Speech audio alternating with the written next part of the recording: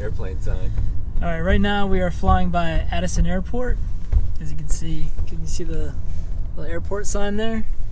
One of the analogies that we like to make in flying is communication, LP to GP, ground control, can you read me? What's the best way for GPs to communicate to LPs? Yeah, I mean, think about when you get on a plane and the pilot comes on.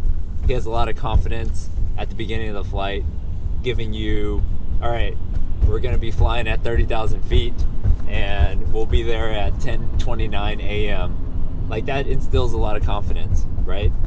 But when there's some turbulence in the air, you want to over communicate. And the same thing on these deals, that maybe there was a bridge loan, maybe the interest rate cap has increased, maybe there's going to be no distributions.